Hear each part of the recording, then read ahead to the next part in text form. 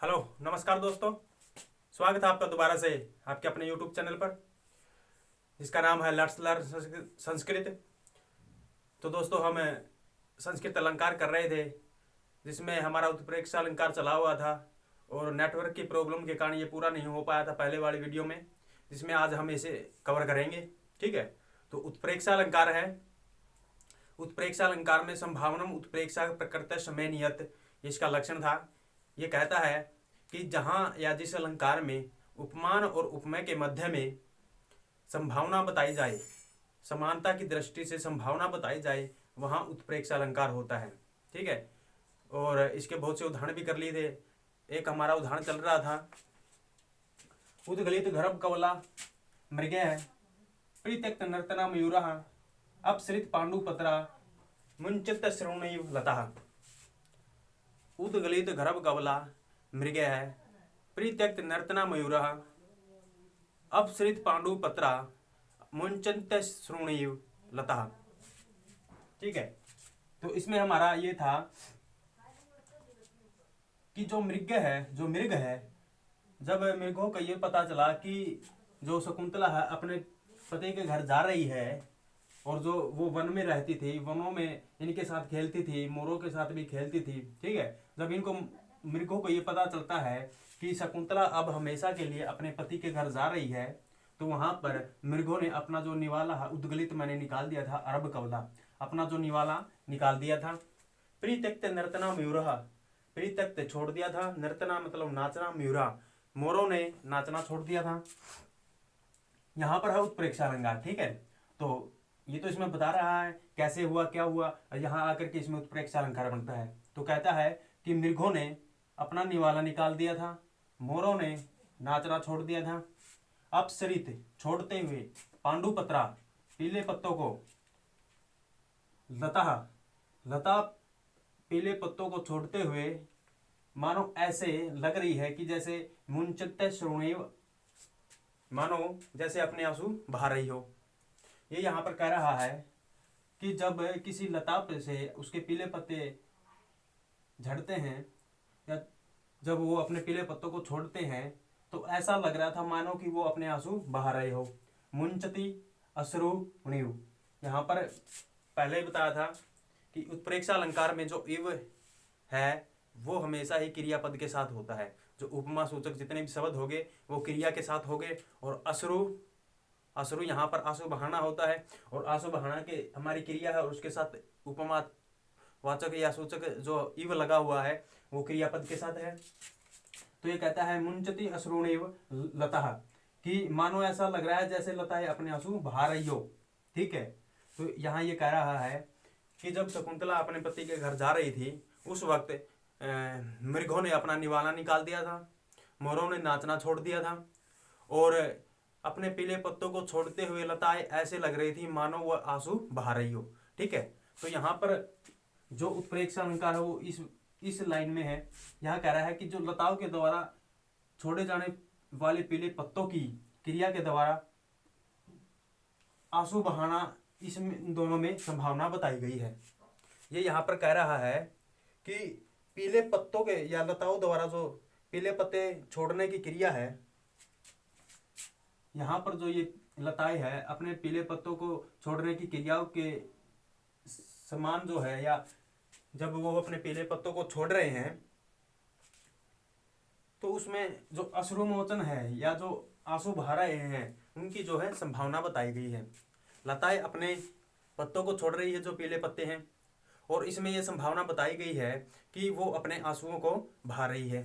ठीक है, तो यहाँ पर लताओं का पत्ता छोड़ना, अपने पीले पत्ते छोड़ना, लताओं का पीले पत्ते छोड़ना की संभावना आंसू बहाने में बताई गई है। ठीक है, तो ऐसा तो होता नहीं है कि लता जब अपने पत्ते छोड़ रही है तो वो आंसू बहा रही है, यहाँ पर जो है संभावना बता दी गई है। ठीक है, इस प्रकार से यहाँ पर ये कह रहा है कि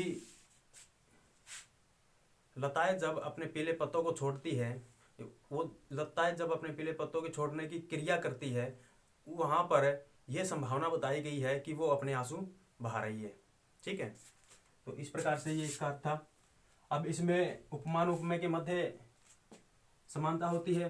अब उपमान इसमें लता है, ठीक है, लता जो पीले पत्तों को छोड़ते हैं, तो अश्रुणीव, आंसुओं को बहाना इसमें उपमान है, ठीक है। तो इस प्रकार से आप कर सकते हो। अब हम अपना अगला उदाहरण करेंगे, आप इसका स्क्रीनशॉट ले सकते हो।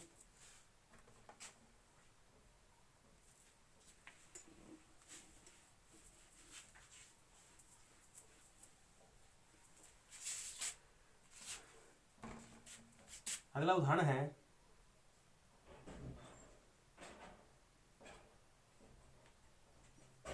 अर्थो ही कन्या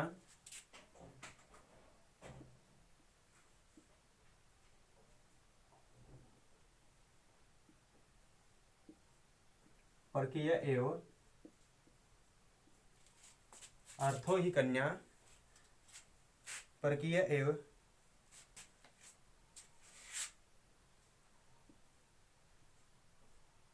तामध्य संप्रेष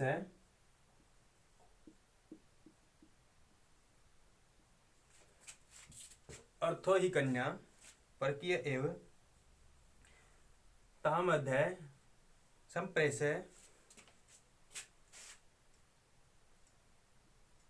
परिगर्ही तुम,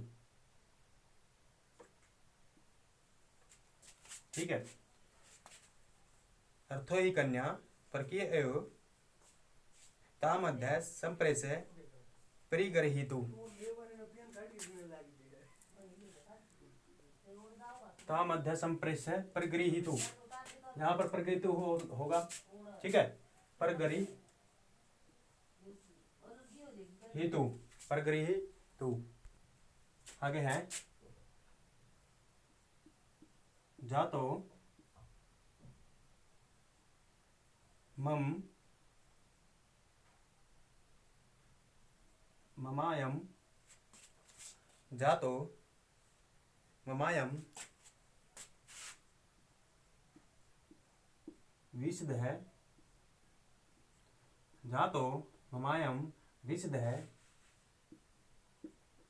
प्रकामम,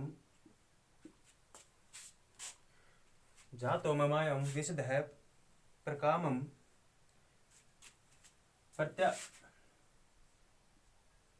प्रत्यय अर्पित न्यास है,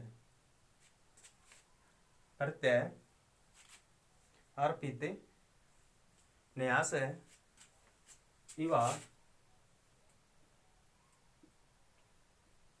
अंतरात्मा, इवा अंतरात्मा।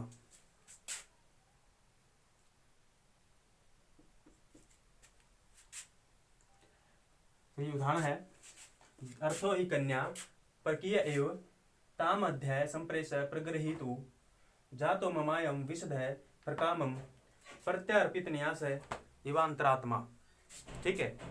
यहाँ ये कह रहा है जब कण्व ऋषि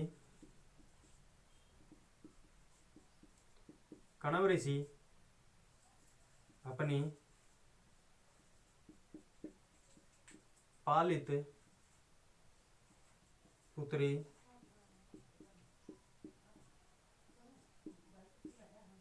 शकुंतला को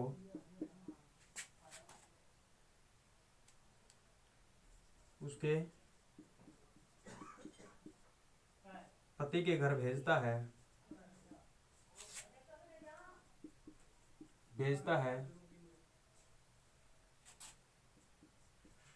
तो वह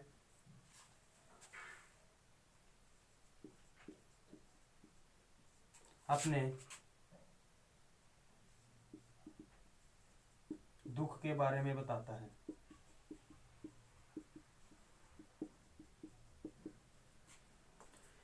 कण्व ऋषि जो है अपनी पुत्री शकुंतला को जब दुष्यंत के घर यानी अपने पति के घर भेजता है तो वह उसके अपने दुख के बारे में बताता है। कैसे बताता है?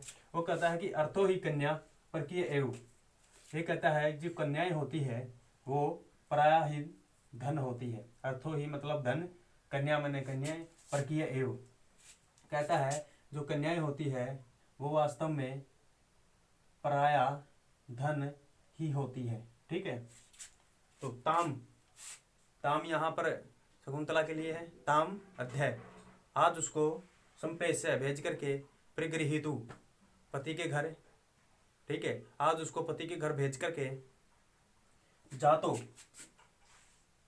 मम अयम, मेरा यह विशद जो दुख है, जो कष्ट है, प्रकामम जातो, वो संतुष्टि में बदल गया है।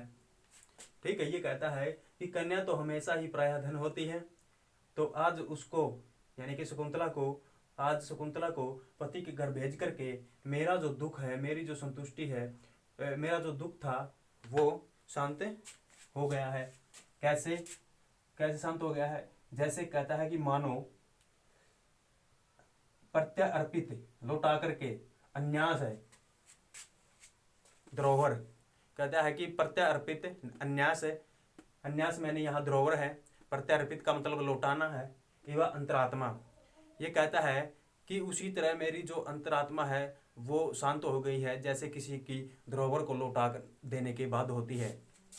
कोई वस्तु है, यदि मेरी वस्तु है, मैं किसी को कुछ दिन के लिए देता हूँ, तो वहाँ पर वो धरोहर के रूप में होती है, और जब वो मुझे लौटा देगा तो उसकी अंतरात्मा मतलब शांत हो जाएगी। इसी प्रकार जो है, जो कण्व ऋषि की जो पुत्री शकुंतला थी वह पालित पुत्री थी, मतलब जो ये कण्व ऋषि की पुत्री नहीं थी, इसे गोद लिया गया था। गोद ली हुई लड़की के बारे में यह कह रहे हैं कि जो अन्यास है, जो धरोहर है, वो अब दुष्यंत की पत्नी हो चुकी है, अब उसे उसकी जो है धरोहर लौटा करके मेरी अंतरात्मा जो है शांत हो गई है। इस प्रकार से ये कहता है। अर्थो ही कन्या पर किए एवं, कन्या हमेशा ही पराया धन होती है। ताम अद्य संप्रेष प्रगृहीतुम, आज उसको अपने पति के घर भेज करके जातो ममायम,